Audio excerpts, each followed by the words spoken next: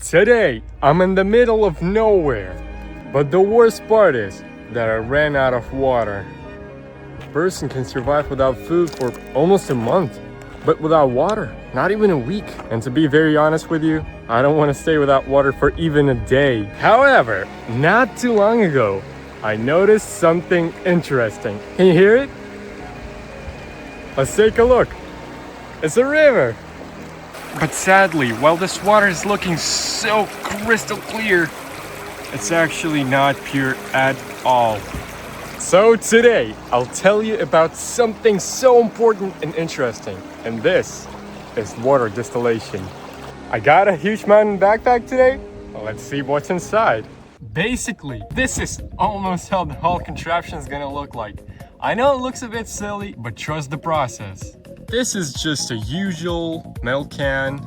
It can actually be a soda can. It will do great. It'll just save me some time. It'll be standing on this camping gas stove. Next up, regular plastic 67-ounce bottle. Another bottle, but a bit smaller. You will also need this silicone tube and a little bit of Play-Doh. Let's grab a pocket knife and cut a small hole in the lid of the can.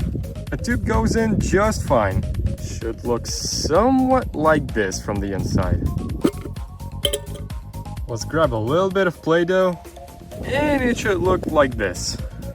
Let's check the inside. I cannot see the light. In this next step, using the same pocket knife, we're gonna cut a large hole in our big plastic bottle. Looks awesome. I came back to the river and look what I found.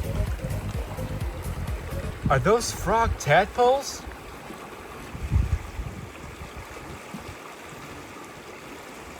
In this bottle, you want the coldest water possible.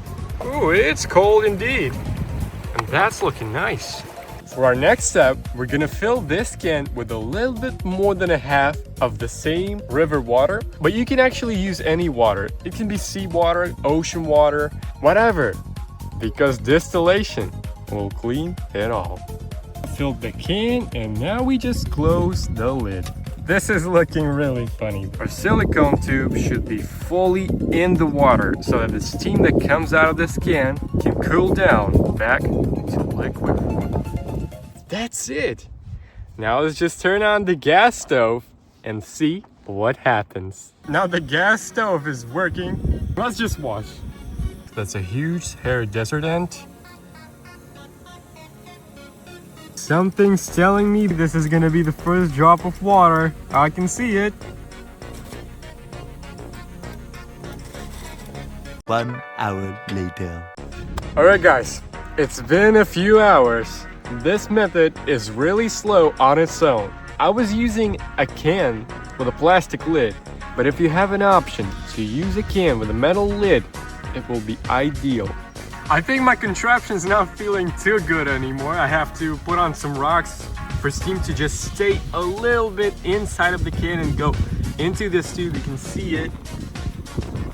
Yeah, it's going right there. And it's been a few hours and we actually got some clean water. That is insane. That actually worked.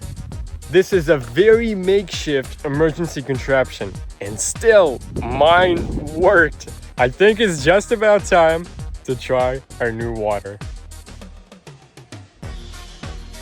If you think normal water does not have a taste, well, you're really wrong because this does not actually have taste. And that can be explained. It's because it does not have minerals. But the fact is that this water will quench your thirst and it will quench mine.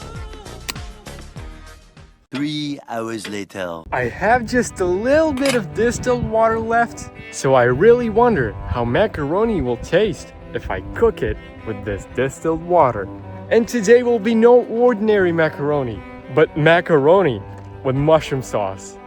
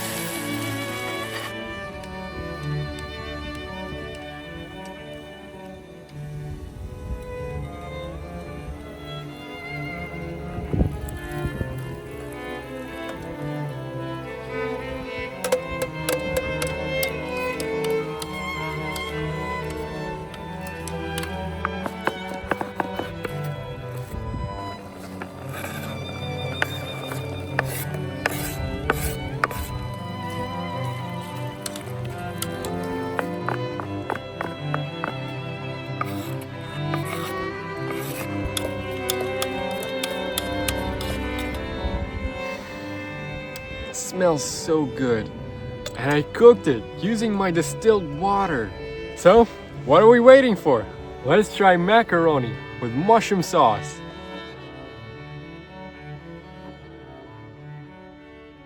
It is perfect. Perfect. It tastes awesome. Today was so cool, and I can confidently say that our experiment was successful. Subscribe and like, and I'll see you in the next one.